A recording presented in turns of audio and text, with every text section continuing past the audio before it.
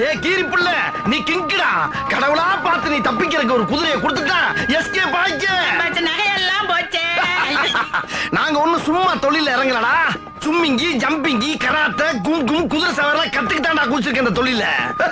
எப்படி ஒரே நேரத்துல நகையும் குதிரையும் ஒன்னா பிக்கப் பண்ணி போய்கிட்டு இருக்கோம்ல.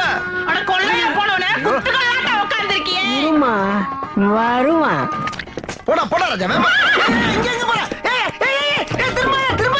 ஐயோ திரும்பிருச்சே. என்ன பண்ணுவேன்? இரு. அப்பா குதிரை திரும்பி வருதா? குதிரை கல் ராஜா. போகாத, அங்கிட்டு போகாத. ஐயோ நான் சொன்னேன்ல ஆமாங்க. வருவான்னு. ஆஹா, அக்கும் போது 5 பேர் இருந்தாங்க, திரும்பும் போது 1000 பேர் இருக்காங்களே.